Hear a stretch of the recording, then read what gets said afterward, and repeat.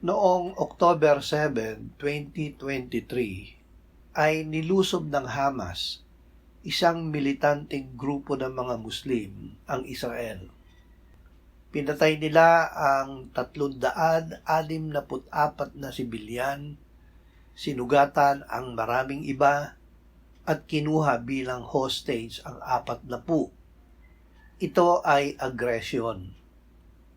Hindi lamang ito ang agresyon na ginawa sa Israel ng kanilang mga kaaway. Ito ay nagsimula at paulit-ulit na ginawa sa kanila noon pang panahon ng matandang tipan.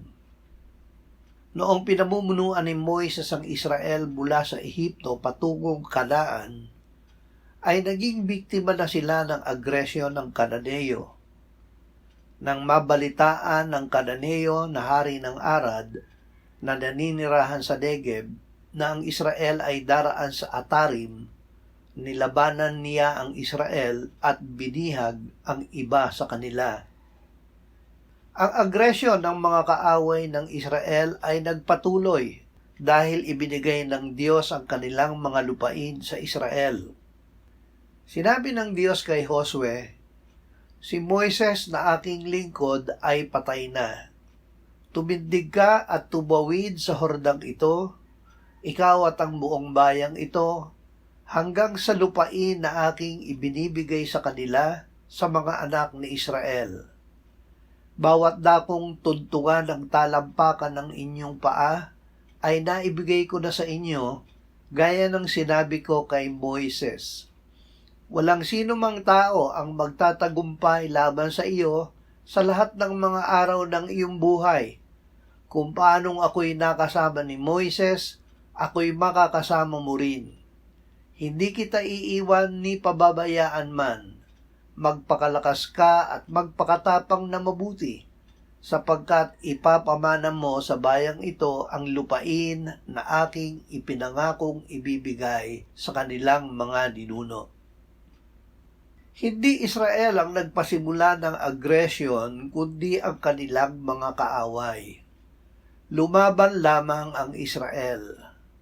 At dahil iyon ay ayon sa utos ng Diyos, sila ay nagtagumpay. Si Josue ay matagal na nakipagdigmaan sa lahat ng kanilang hari.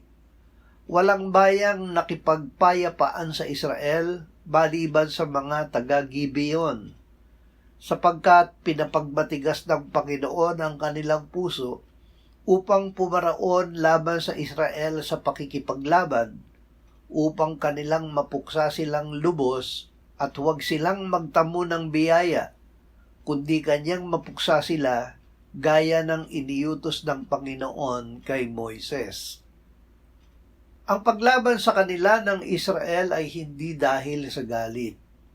Ibig ng Diyos na sila ay maging gaya niya, gaya ng pagpapakilala niya kay Moises.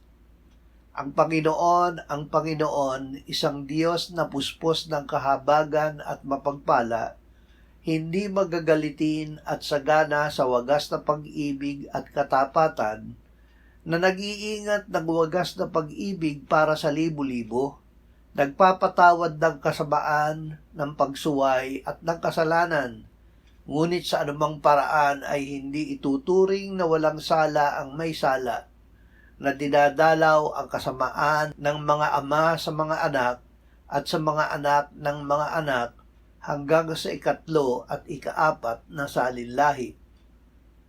Sinabi ng Diyos na hindi siya magagalitin. Hindi niya sinabing hindi siya nagagalit. Kung sukdulan na ang kasamaan ay hindi niya itinuturing na walang sala ang may sala at gumagawa siya upang labanan ang masama. Ang pagtulad sa katangiang ito ng Diyos ang itinuturo sa atin ng salita ng Diyos. Unawain ninyo ito, minamahal kong mga kapatid. Ang bawat tao ay dapat na maging mabilis sa pakikinig, marahan sa pagsasalita, mabagal sa pagkagalit, sapagkat ang galit ng tao ay hindi gumagawa ng katuwiran ng Diyos. Tayo noon ay patay sa kasalanan, nabuhay sa kasalanan at katutubong mga anak ng kapuotan. Ngunit ang Diyos palibhasa ay mayaman sa awa dahil sa kanyang malaking pag-ibig sa atin, maging noong tayo'y mga patay sa pamamagitan ng ating mga pagsuway, binuhay niya tayo kay Kristo. Sa pamamagitan ng biyaya, kayo'y naligtas at tayo'y muling binuhay na kasama niya at pinaupong kasama niya sa sangkalangitan kay Kristo Jesus upang kanyang maipakita sa mga panahong darating ang di masukat na kayamanan ng kanyang biyaya sa kagandahang loob sa atin sa pamamagitan ni Kristo Jesus. Ang mga anak ng Diyos ay pinagpapala niya. Masasabi nila gaya ni David, tiyak na ang kabutihan at kaawaan ay susunod sa akin sa lahat ng mga araw ng aking buhay. At ako'y maninirahan sa bahay ng Panginoon magpakailanman. Ang pagpapalang ito ay para rin sa atin kung tayo ay mapagpayapa. Sinabi ng Panginoong Hesus, mapalad ang mga mapagpayapa sapagkat sila ay tatawaging mga anak ng Diyos. Hindi nangangahulugan na ang mga anak ng Diyos ay hindi lalaban kapag ginagawa ng agresyon ng masama. Sinabi ng Diyos kay Josue, magpakalakas ka lamang at magpakatapang na mabuti. Gawin mo ang ayon sa lahat ng kautusang iniutos sa iyo ni Moises na aking lingkod. Huwag kang liliko sa kanan o sa kaliwa, upang ikaw ay maging matagumpay saan ka man pumunta. Ang aklat na ito ng kautusan ay huwag aalisin sa iyong bibig, kundi ito ay iyong pagbubulay-bulayan araw at gabi, upang iyong masunod ang ayon sa lahat ng nakasulat dito, sapagkat kung magkagayoy iyong pagiginhawahin ang iyong lakad at magtatabo ka ng tagumpay. Hindi ba't inutusan kita? Ikaw ay magpakalakas at magpakatapang na mabuti.